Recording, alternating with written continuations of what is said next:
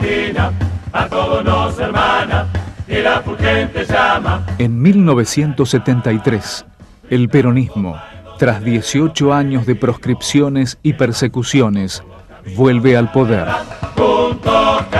Ya no es el movimiento monolítico del período 1945-55. Conviven en su seno conflictivamente distintos sectores, en algunos casos de ideología opuesta. Todos ellos parecen contar con el aval de Perón.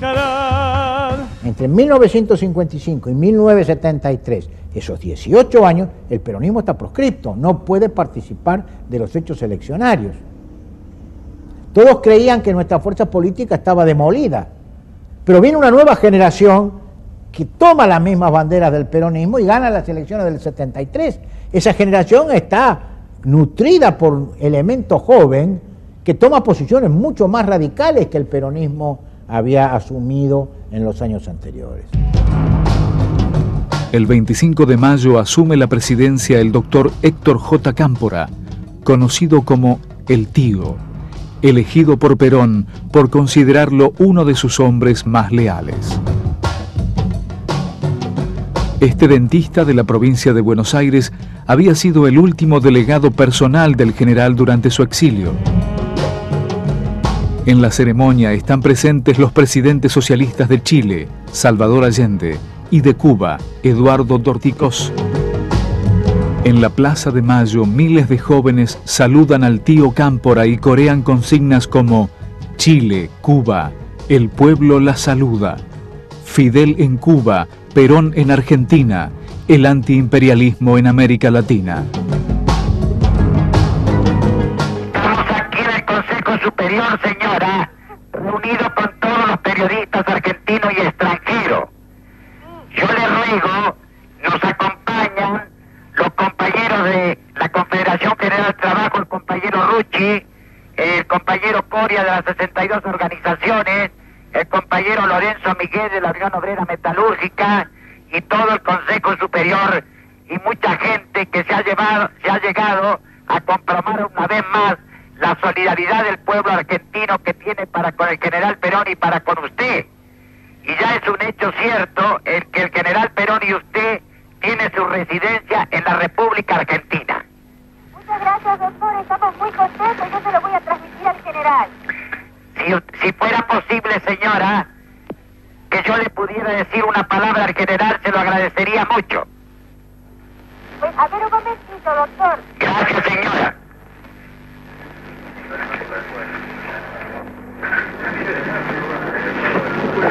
Doctor Cámpora López Rega le habla. ¿Cómo le va, señor? La popularidad del movimiento guerrillero, la popularidad de la izquierda peronista era muy considerable. Si pensamos que en las elecciones que ganó Cámpora en 1973, prácticamente toda la campaña fue llevada con los organismos políticos que respondían a la guerrilla, dando el tono, y fue una campaña que se caracterizó, no diría por un triunfo abrumador del peronismo, porque no fue demasiado abrumador, pero por la aceptación del resto del electorado y de la sociedad del resultado como legítimo. Diríamos, resultado de una elección en que los vencedores se movilizaban al grito de duro, duro, duro, ¿verdad? Estos son los montoneros que mataron a Aramburu. Muestra hasta qué punto, yo no quiero defender a los montoneros, pero puede entenderse que hayan leído mal, diríamos así, la reacción de la sociedad.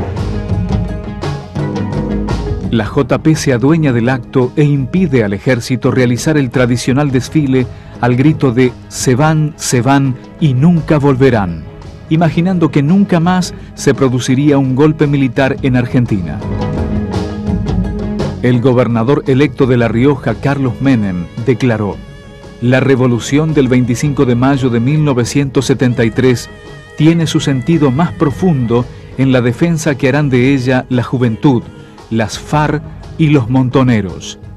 Hay aún muchos conservadores en el movimiento y en el gobierno nacional, y esta es una lucha a muerte. Esa misma noche comienzan a ser liberados los presos políticos que serán beneficiados por una amplia ley de amnistía, reclamada por miles de manifestantes que desde la Plaza de Mayo se trasladaron hasta la cárcel de Villa Devoto, donde comenzaron a ser liberados los detenidos. La izquierda peronista obtuvo 8 bancas de diputados nacionales y más de 50 cargos electivos en las provincias y municipios. Varios gobernadores electos eran cercanos a sus posiciones, como el de Buenos Aires, Oscar Videgain, el de Córdoba, Ricardo Obregón Cano, el de Santa Cruz, Jorge Zepernik, el de Salta, Miguel Ragone, y el de Mendoza, Alberto Martínez Vaca. También contaron con influencia en el Ministerio del Interior dirigido por Esteban Rigui, en el de Relaciones Exteriores encabezado por Juan Carlos Puig y en el Ministerio de Educación de Jorge Tayana. En la Universidad de Buenos Aires fue nombrado interventor Rodolfo Puigros y varios nuevos decanos y profesores también simpatizantes de Montoneros.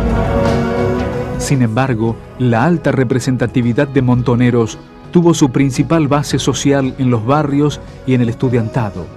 Nunca logró disputarle seriamente el poder dentro del movimiento obrero a los sectores tradicionales del sindicalismo peronista. Pero la composición del nuevo gobierno será un fiel reflejo de las diferentes tendencias del peronismo y preanuncia inevitables enfrentamientos. El máximo representante de la derecha peronista, José López Rega, mantendrá su cargo de secretario privado de Perón y ocupará el Ministerio de Bienestar Social, el de mayor presupuesto de todo el gabinete.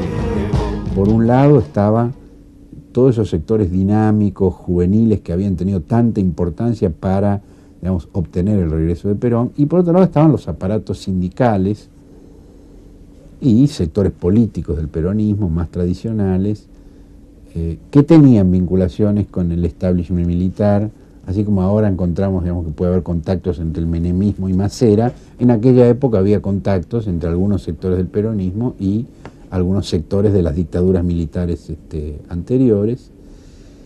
Y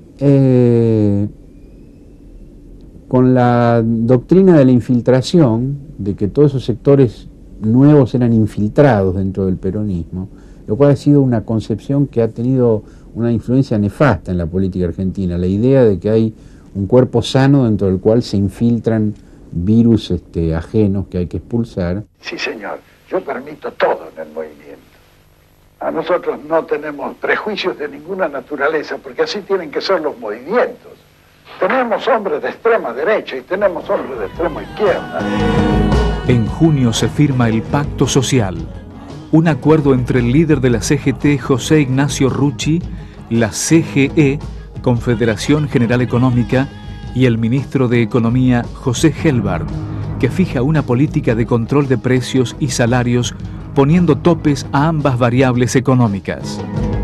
El retorno comienza con un pacto social, una estabilidad de precios totalmente artificial, porque se impone por vía administrativa mientras se expande enormemente la masa monetaria, que es una solución que, gracias al enorme influjo político que ha ganado Perón, dura, conserva su eficacia mucho más tiempo de lo que nadie creía posible.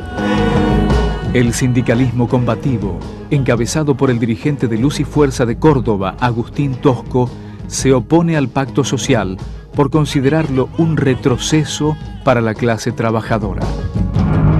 Helbard fomenta el comercio con los países socialistas, abriendo nuevos mercados para poder financiar un modelo que pretendía estimular la industria nacional y favorecer el consumo interno con altos salarios. Ese camino, que era un camino de carácter inclusivo, es decir, que incluía el modelo industrial existente y lo ampliaba en una perspectiva de desarrollo, suponía incorporar al conjunto de la sociedad en ese proyecto. Esa perspectiva fue la que comenzó a transitar el modelo económico fundamentalmente que intentó aplicar José Helbard a partir de 1973. De algún modo la aplicación de este tipo de criterios implicaba tratar de apropiar recursos procedentes fundamentalmente del sector agropecuario y exportador para usarla para financiar el desarrollo industrial con destino a la salida exportadora.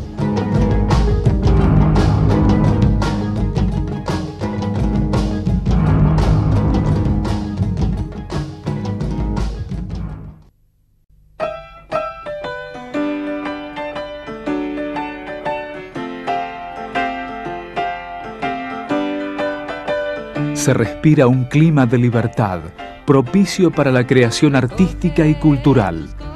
Estrenos de películas prohibidas, boom de la literatura latinoamericana, auge de las publicaciones de izquierda. Muchos jóvenes participan en política y discuten con pasión. Universitarios y secundarios realizan tareas solidarias en villas y barrios populares. Yo digo, formaba parte de la cotidianeidad, se integraba muy bien a tu cotidianeidad, te la configuraba.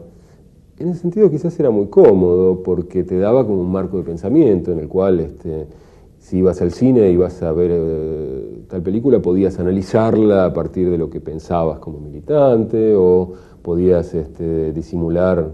Yo podía disimular, por ejemplo, mi timidez para el baile diciendo que no, que esas eran diversiones burguesas, ¿no? En vez de tener que decir que no sabía bailar. Quiero decir, te armaba la vida de una forma que en un punto era muy confortable y en otro punto era muy costosa y riesgosa y complicada. Pero básicamente eran vidas de pibes de 15 a 16 que se nos había ocurrido que, porque a muchos otros en ese momento en el mundo se les ocurría lo mismo, que era posible cambiar ese mundo. Y eso era muy excitante. Escuchan a Sui Generis y al Flaco Spinetta, pero también a Víctor Jara, Daniel Biglietti y los Quilapayún. En la televisión triunfan Polémica en el bar, El pueblo quiere saber,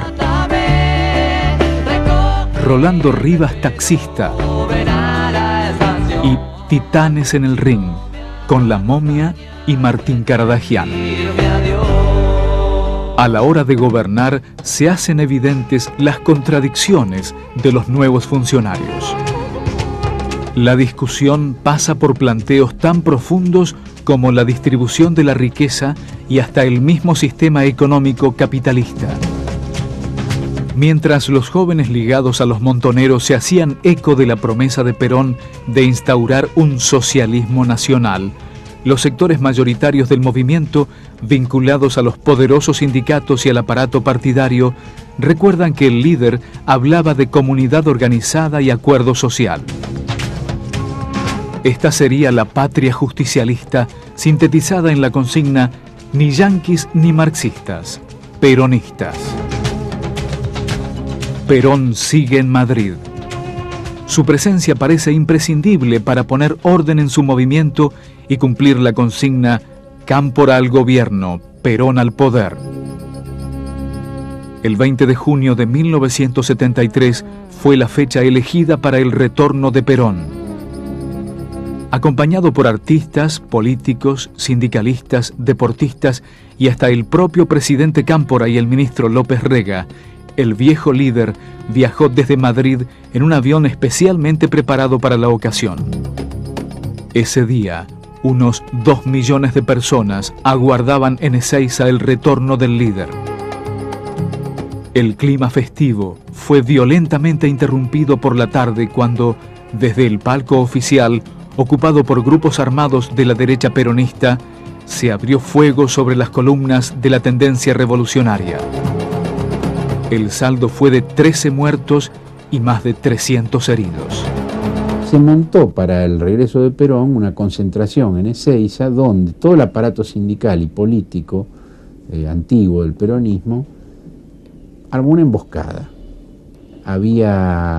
Se montó un verdadero arsenal de armas en el palco y cuando se acercaban las columnas de montoneros y de la juventud peronista fueron baleados desde el palco. en las columnas que avanzaban para tomar ubicación para el acto, no había armas largas. Ante la falta de seguridad, Perón decide aterrizar en Morón y dirigirse al país por televisión. En su discurso trata de calmar los ánimos en su movimiento y en el país. Para un argentino, dijo, no hay nada mejor que otro argentino. El 26 de junio, el líder del Ejército Revolucionario del Pueblo, Mario Roberto Santucho, brinda una conferencia de prensa. Declara que frente a los últimos acontecimientos, el ERP no descarta la lucha armada. Nosotros sosteníamos, y con razón creo, que quienes sostenían las Fuerzas Armadas eran las empresas imperialistas. Es decir, el fundamento. Y pensábamos que mientras ese gobierno popular iba a intentar vanamente resolver los problemas del país, se iba a desgastar en la lucha de clase y las Fuerzas Armadas se iban a fortalecer ahí para prepararse para un nuevo golpe, ¿no? Por lo tanto, la idea era tregua con el gobierno popular, pero ninguna tregua a las Fuerzas Armadas y a las empresas imperialistas. Ezeiza significó el final para Cámpora y el inicio de la separación de la izquierda peronista de los puestos de gobierno que venía ejerciendo. El 13 de julio de 1973, Cámpora y el vicepresidente Solano Lima son forzados a renunciar por Perón y los sectores tradicionales del peronismo. Luego de varias negociaciones, asume la presidencia Raúl Lastiri, presidente de la Cámara de Diputados y yerno de López Rega. Evidentemente, Lastiri no estaba preparado para tanta responsabilidad. Convoca a elecciones presidenciales para el 23 de septiembre. Sin comicios internos, Perón decide que su mujer, Isabel Martínez, ocupe el segundo término de la fórmula presidencial. Cualquier otro candidato a vicepresidente hubiese provocado enfrentamientos internos, ya que ninguno de los partidarios de la derecha o de la izquierda peronista hubiesen aceptado a un representante del otro sector. Perón llegó a proponer al radical Ricardo Balbín para ocupar ese cargo, pero la propuesta fue rechazada con igual pasión por los miembros de los aparatos partidarios del peronismo y el radicalismo. Isabel era la única persona que, según Perón, no iba a generar problemas. Yo me he preguntado alguna vez cómo Perón, que era un hombre inteligente, que era un hombre muy astuto, quizás por eso, ¿no es cierto?, integra la fórmula con Isabel en aquella tarde malhadada del Teatro Cervantes, ¿no? Posiblemente con el paso de los años no quería complicaciones y pensaba que la única persona que no le iba a traer complicaciones en la fórmula era Isabel. Lamentablemente fue así, porque detrás de Isabel estaba el brujo. El breve periodo de Lastiri en la presidencia constituye un notable avance de las posiciones conservadoras. Vuelve la censura a los medios gráficos, radiales y televisivos. Se prohíben películas y libros y son clausurados periódicos y publicaciones opositoras. Mientras los partidos políticos realizan sus campañas electorales, guerrilleros del ERP atacan el Comando de Sanidad del Ejército. El radicalismo, a través de su líder Ricardo Balbín, advierte sobre los riesgos de la violencia. El país quiere vivir en paz y está con los hombres que buscan a todo trapo la pacificación nacional. La gran mayoría del país, por no decir todo el país, quiere esto. Una minoría que no sé cuáles son las ideas que tienen y dónde quieren ir, es la que perturba. Mientras en Argentina reinaba la euforia ante la retirada de los militares y el regreso del peronismo al gobierno, en Chile y Uruguay los sistemas democráticos comenzaron su reflujo. En Uruguay es electo presidente Juan Bordaberry, quien busca el apoyo de las Fuerzas Armadas, dándoles vía libre para combatir a los guerrilleros tupamaros. El presidente se convirtió en un títere de las Fuerzas Armadas. Fue disuelto el Congreso y se implantó una férrea dictadura militar. El uso sistemático de la tortura limitó la protesta popular e impuso una política económica que condujo a la emigración de más de 500.000 uruguayos. El pueblo unido jamás. En Chile, el gobierno socialista de Salvador Allende desde 1970 venía cumpliendo con sus promesas electorales. Lleva adelante una política en beneficio de las mayorías populares, nacionalizando importantes empresas extranjeras.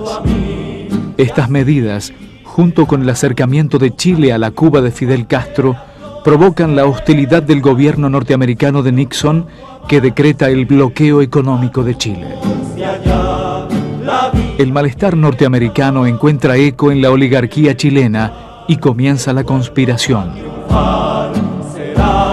Finalmente, el 11 de septiembre de 1973, al mando del general Augusto Pinochet, las Fuerzas Armadas chilenas bombardean el Palacio de la Moneda y asesinan al presidente Salvador Allende. Con el incondicional apoyo de los Estados Unidos, Pinochet implantará una sangrienta dictadura y permanecerá por casi 20 años en el poder.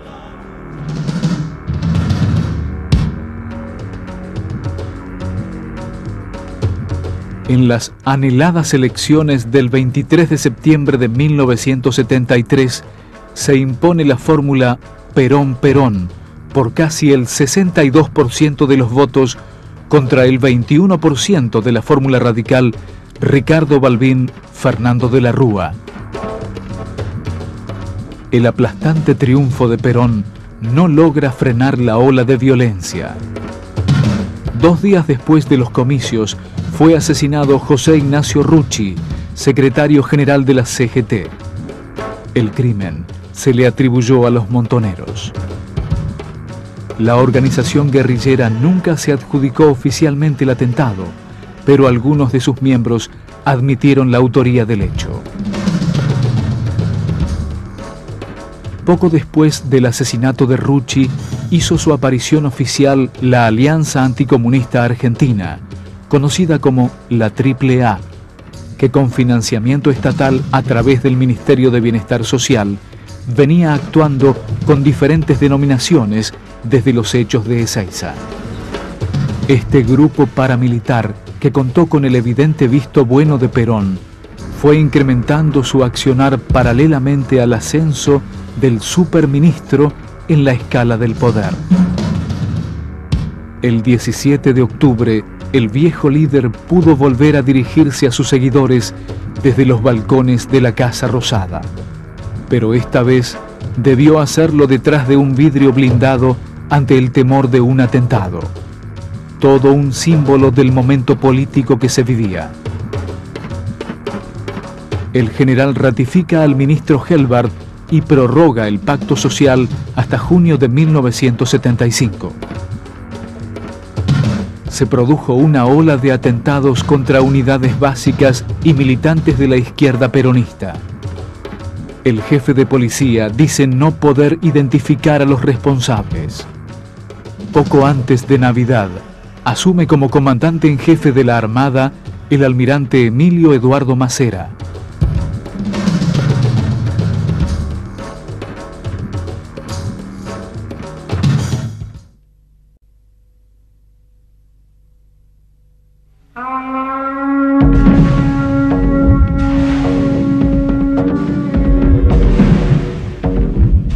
A fines de 1973, los países exportadores de petróleo nucleados en la OPEP resuelven duplicar el precio del barril de crudo. La medida provoca en los países industrializados una crisis sin precedentes. Las grandes potencias se vieron obligadas a reducir su consumo, explotar las reservas existentes o buscar fuentes alternativas de energía. El mundo árabe vive un inédito esplendor y nacen los petrodólares. El año 1974 se inicia en la Argentina bajo el eslogan "El silencio es salud".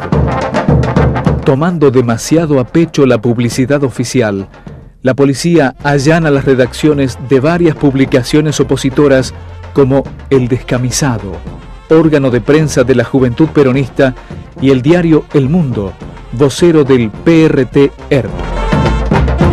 Es designado Miguel Paulino Tato al frente del Instituto Nacional de Cinematografía. Tato se hará famoso por instaurar una rígida censura. En momentos en que el Parlamento discutía una ley antiterrorista, en un impresionante operativo, el ERP intenta copar el cuartel de Azul.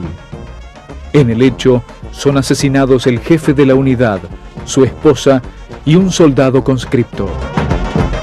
Perón denunció en un discurso la supuesta pasividad del gobernador bonaerense Oscar Videgain y este debió renunciar. Asumió el cargo el vicegobernador Victorio Calabró, muy vinculado al sector sindical. En realidad, Videgain pertenecía a la izquierda peronista y no tenía ninguna relación con el ERP, pero el hecho fue aprovechado para desplazarlo del cargo. Lo que nosotros no podemos aceptar que haya fuerzas organizadas fuera de la ley. Detrás de esas operaciones que aparecían como una provocación, la más famosa fue la de la base de Azul en la provincia de Buenos Aires, el gobierno se iba endureciendo. De alguna manera hay que admitir que se contribuía al endurecimiento de ese gobierno popular. Perón aprovechaba la situación. Claro, entonces le dimos toda la argumentación necesaria para endurecerse mucho más. Yo creo que haciendo eso fue un error grave que tiene su origen en un error anterior, en haber subestimado la salida electoral. Los diputados de la JP son emplazados por Perón a aprobar las leyes antiterroristas o irse del Parlamento. El bloque de la Juventud Peronista renuncia a sus bancas, pero el proyecto de reformas al Código Penal, que limitaba seriamente las libertades democráticas, es aprobado. Mientras tanto, en Córdoba se produjo un mini golpe de Estado realizado por el jefe de la Policía Provincial, el teniente coronel Antonio Navarro. Con el aval de Perón, Navarro obligó a renunciar al gobernador Ricardo Obregón Cano y al vicegobernador Atilio López, ambos vinculados con la izquierda peronista. Se produjeron importantes manifestaciones populares en apoyo al gobierno depuesto y el Poder Ejecutivo Nacional ordenó una dura represión, designando a Navarro interventor de la provincia. La izquierda peronista perdió de esta forma las dos gobernaciones más importantes del país, que pasaron a ser ocupadas por notorios miembros de la derecha peronista. Perón hasta el 73, hasta que los militares de Onganía y Lanusse y demás tuvieron que abandonar el poder, era el primero de los guerrilleros. Quiero decir, tenía esas famosas frases como si yo tuviera 20 años menos andaría poniendo bombas como esta juventud maravillosa, etcétera, etcétera. Eso era porque necesitaba que justamente esa juventud maravillosa pusiera las bombas suficientes como para que los militares se retiraran. Y durante ese periodo, por eso decía que apoyaba todos los reclamos y reivindicaciones socialistas de esa juventud. En cuanto llegó él a la Casa Rosada, cambió de general, cambió muy brutalmente y empezó a descubrir que esas reivindicaciones socialistas no tenían nada que ver con él, que a todos los violentos había que meterlos presos, y rápidamente se divorció de esa juventud maravillosa y trató de tomar su propio camino. El 27 de marzo de 1974 se firmó un nuevo acuerdo entre la CGE y la CGT, en el que se convino un ajuste de precios y salarios. Pero el aumento de los precios provocado por los empresarios fue superior a lo convenido y las medidas de fuerza crecieron a pesar de las presiones de la CGT por frenar los conflictos. Era evidente que las centrales obrera y patronal no podían garantizar lo que firmaban. El jefe de la Policía Federal, comisario Alberto Villar, uno de los organizadores de la AAA, ascendió a su jefe en la organización terrorista, el ex cabo José López Rega, 11 grados en la jerarquía policial. Así, el brujo, como lo llamaban por sus prácticas esotéricas, pasó como por arte de magia de cabo a comisario general. Continúa la ola de censura y son clausurados varios medios de prensa considerados opositores. A pesar de este clima hostil para el desarrollo cultural, se estrenan películas como La Patagonia Rebelde y Quebracho, que, planteando temáticas sociales comprometidas, logran gran repercusión en nuestro país y premios internacionales. La Tregua, basada en un libro de Mario Benedetti y dirigida por Sergio Renán, compite por el Oscar a la mejor película extranjera con Amarcord, de Federico Fellini. El entorno y el movimiento sindical evidentemente lograron eliminar la influencia de la izquierda y de la juventud y resolvieron ese problema a su manera, eliminando primero su influencia política, una tarea en la cual la actividad principal correspondía a Perón, es decir, él intervino en las provincias que le parecían poco seguras, etc. Hizo las purgas, todavía purgas políticas necesarias, y luego eso trasladó la lucha al terreno más militar, en el cual la izquierda realmente no tenía demasiadas chances. Se produce una crisis entre la organización del partido, las organizaciones sindicales que pertenecían al partido y las formaciones juveniles. Las formaciones juveniles en su, vamos a decir, en su radicalismo, en su actitud extrema, bueno,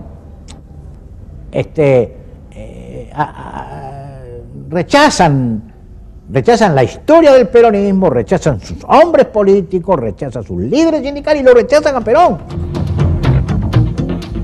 El 1 de mayo de 1974, el gobierno convoca a la plaza para celebrar el Día del Trabajo y la Unidad Nacional.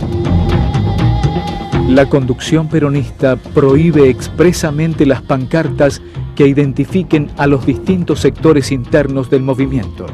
Como Perón sabía cuál era nuestra posición, pretendió impedir por vía administrativa la expresión de nuestros planteos. Concretamente, se tomó la disposición de que no se podía ir con banderas políticas a la Plaza de Mayo, el 1 de mayo, cosa que es absurdo. En cambio, sí se podía ir con banderas sindicales, cosa que era una manifiesta parcialidad a favor del sector ortodoxo del peronismo que predominaba en otra generación y en otro sector a nivel sindical. De modo que el sector ortodoxo iba a tener su representación con sus banderas de las 62 organizaciones, de los sindicatos, y el sector nuestro, que era mayoritariamente juvenil, no iba a poder tener esa expresión. Las distintas organizaciones de masas vinculadas a los montoneros, como la Juventud Peronista, la Juventud Universitaria Peronista, la Juventud Trabajadora Peronista, la Unión de Estudiantes Secundarios, el Movimiento Villero Peronista y la agrupación Evita, avanzan sobre la plaza al grito de ¿qué pasa, general, que está lleno de gorilas el gobierno popular? Los grupos partidarios y sindicales les responden con el grito de Argentina, Argentina. En los bombos, los grandes bombos, y se usaron bombos gigantes en aquella ocasión, para que aunque se accedía a la Plaza de Mayo para acompañar los cánticos, dentro de esos bombos llevamos banderas, llevamos aerosoles y llevamos letras de las insignias que queríamos poner y concurrimos con grandes banderas argentinas sin inscripciones. De modo que la valla policial que estaba dispuesta para impedir el acceso a la Plaza de Mayo al que tuviera identificación política, tuvo que dejarnos pasar, porque la única identificación eran banderas argentinas. Pero, una vez adentro de la plaza, cuando Perón salió al balcón, las banderas argentinas súbitamente se convirtieron en banderas con las inscripciones políticas que habitualmente llevábamos a todas las movilizaciones. Y esto enardeció a Perón. Y ese día Perón fue el hombre, no fue el estratega frío, fue el hombre emocional y reaccionó emocionalmente, reaccionó con insultos que no forman parte de un discurso político. y esto desencadenó una tragedia.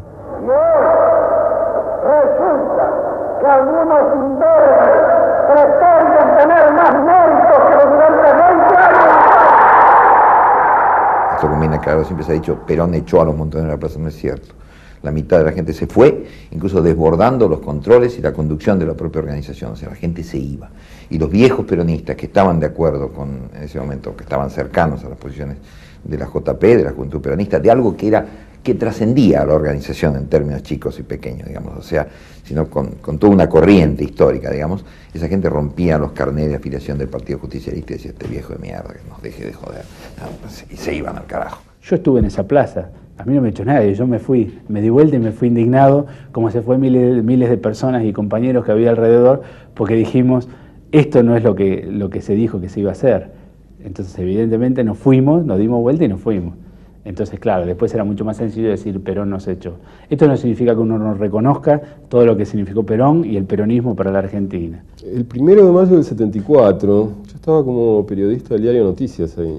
Era el periodista más chiquito del diario, debía tener 16 años. Y como tal periodista seguí algunas columnas que entraban y salían, estuve entrando y saliendo de la plaza. Pero cuando empecé a ver lo que pasaba, la verdad que me dio mucha alegría. Mi sensación era, por fin nos sacamos de encima ese viejo turro. Hablando del teniente general Juan Domingo Perón. En los últimos, en los 8 o 10 meses anteriores al 1 de mayo, la mayor parte del discurso montonero había caído en la penosa obligación de explicar que Perón no quería decir lo que estaba diciendo cada vez que Perón salía a hablar. Cuando Perón salía a decir, los diputados montoneros renuncian, los montoneros tenían que explicar que en realidad no era contra ellos, sino que era una maniobra táctica, porque no sé qué, no sé cuánto, daba un poco de vergüenza ya a esa altura. Entonces, que finalmente se hubieran clarificado las cosas, que Perón se pusiera de un lado y nosotros de otro, en ese momento a mí me dio como una especie de alivio y placer bastante grandes. Yo creo que si de algo pecó, viste, esa juventud maravillosa, como se la designó en su momento, fue que fue fiel a sus principios y que no cambió, digamos, lo que por ahí por circunstancias políticas o por acuerdos o por cosas tendría que cambiarse sobre la marcha, como tantas veces sucedió. Se decía en un principio, Perón o muerte, viva la patria, y eso significaba que Perón venía a la Argentina o que morías en el intento, y la patria era el ente, digamos, que a todos nos agrupaba, o agrupaba a todos amplios sectores, para llegar a ese fin, ¿verdad? Entonces, ahí yo creo que también hay otro problema, y que es el siguiente: la juventud sigue creciendo, esa juventud revolucionaria, la tendencia revolucionaria del peronismo, sigue creciendo. El 11 de mayo muere asesinado por la AAA el padre Carlos Mujica, precursor de la teología de la liberación y fundador en la Argentina del movimiento de sacerdotes del Tercer Mundo. Bueno, yo pienso que la villa, más que en ningún otro lado, yo diría, existen nuestro pueblo sencillo y humilde, es profundamente pacífico. Lo que sucede es que nuestro pueblo, ese pueblo humilde y pobre, es el que padece terriblemente la violencia. La violencia de ir con el diario bajo el brazo cada día a preguntar si se consigue trabajo. Cada vez que viene una persona a ofrecerme a mí trabajo, yo agarro el micrófono de la capilla y llamo a las 6 personas y se presentan 60. La violencia de no saber qué le va a dar de comer al día siguiente. Lo que yo pienso es que mi pueblo es profundamente pacífico, pero tiene paciencia, y la paciencia tiene un límite. Pienso que el movimiento de sacerdotes para el Tercer Mundo sí ha despertado y despierta preocupación para estos servicios que fundamentalmente defienden el statu quo, defienden a los intereses de minorías que son las que oprimen al pueblo. Y por eso es que hoy un sacerdote que en nuestra patria y en muchos otros países de América Latina realmente se tome en serio la enseñanza de Cristo y tiene que estar dispuesto a que lo encarcelen, a que lo maten. Por otra parte, Jesucristo nos lo dijo claramente en el Evangelio. El Señor